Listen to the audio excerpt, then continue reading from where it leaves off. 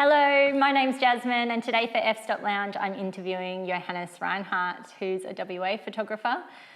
He has been an associate within the AIPP, won some accolades including Australian Documentary Photographer of the Year last year, WA Documentary Photographer of the Year this year, and more recently winner of the Moran Contemporary Photographic Prize, which is amazing. Congratulations. It's amazing, yes. Thank you.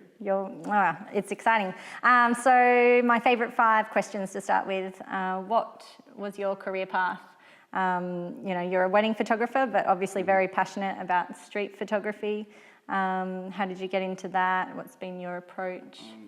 I shot weddings. I started shooting weddings in 2004, and a couple of years in, I didn't really pick up the camera much for personal work because it sort of quickly became work, and I was driven to make the business work and all, and so I didn't really pick up the camera much. And then through coincidence, I found people who, got back into photography with personal work. So personal work's really important. And there was in the group there was a Nixter. He was a street photographer, and so I really liked what he did, and just going out and finding stuff on the streets, and so I tried that out too, and I liked it, and it's also, walking is meditative, so it's it's good. You're out in the world, and it's watching just life, how it happens, and then get a couple of stories there in the pictures.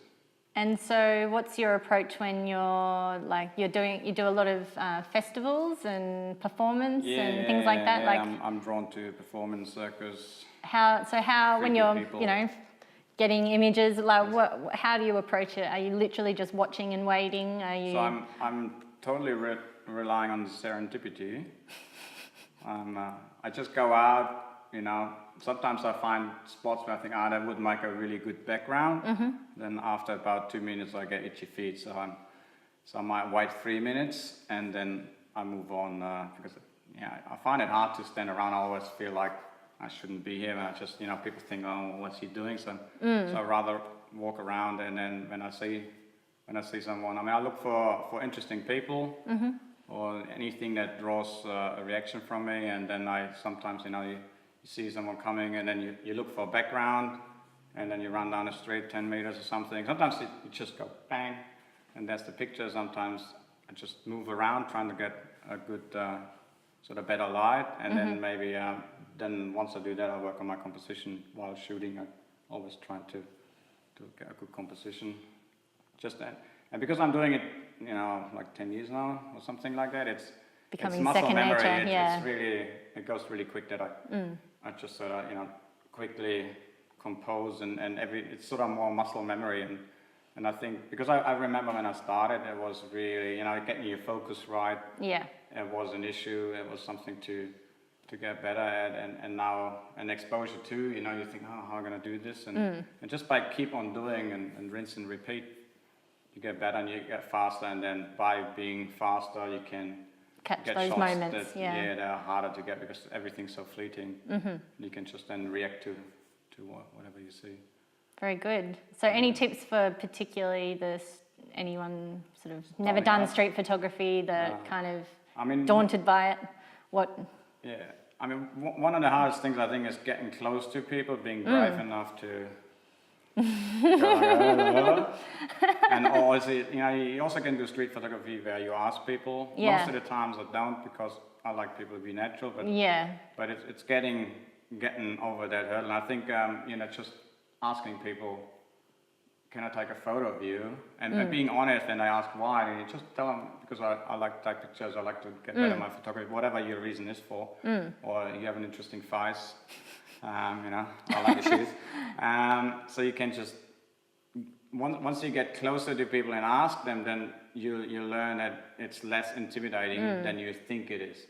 And then just keep practicing, and maybe also work on, learning to take a picture quickly. But the main thing is go out and do it. If practice. You go out, practice, then you get braver, you get better, and then you also learn to know what you actually want to photograph. Which is a biggie. Very good. So what's your favourite lens, gear, software, anything that you use all the time that you couldn't live without? So my favorite lens is 24. 24, got a Canon fixed 24mm. 60 I usually go out because it's nice and light and it's cheaper than the 5D Mark III. Or 4 now. Yeah. Yes, 24 is my favorite. Yep. And I also figured out why I like it. It's because it's a bit wider than what you normally see, and then so it distorts life a little bit. I really like reality. I guess that's why I like street photography as opposed to setting things up. And but then also there's a twist in reality which I really like to sort of push. And you get more in, which makes it harder to shoot. But if you get a good image, it can be really sort of quite interesting. Yeah.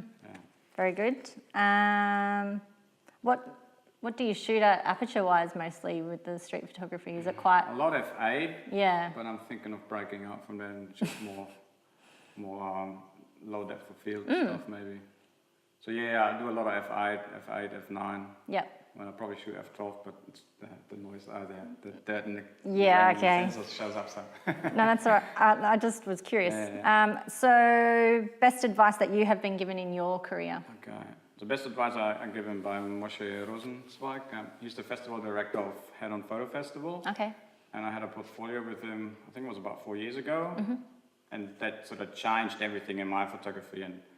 And so I showed him my work and my stuff, and he goes, it looks like you're almost doing, you say, okay, I got my exposure, got my focus, got everything sort of right, and he goes like, just with the emotion, he goes, shoot from the heart, shoot more from the heart, forget about the settings. Technicalities. Yeah, like go out and just shoot from the heart, and I did that, like, for his advice, and within 2 weeks, my friends said, your images have changed. So it's really, that was the biggest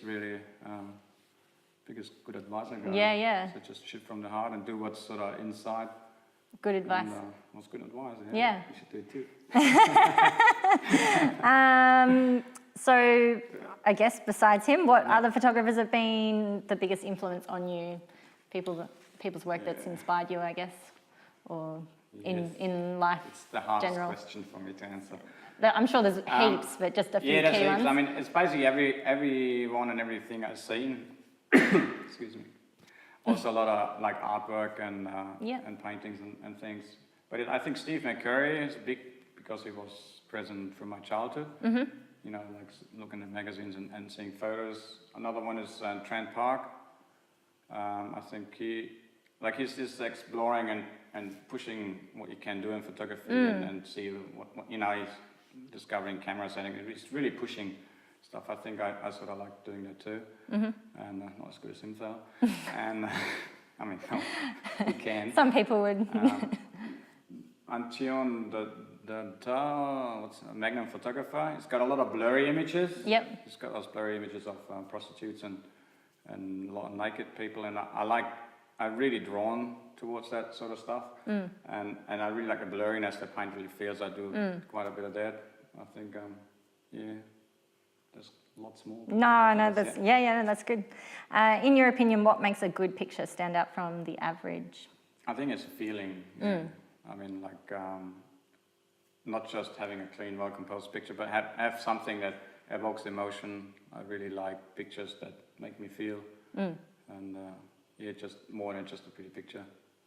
Yep, that sounds pretty spot on. That seems to be the answer that I'm getting lately from these questions. It's the feeling. People want to feel. People want to feel something, and I think that's the power that you have with taking photos. So I think it's if you feel it when taking it, there's a good chance you can feel it when you're looking at it.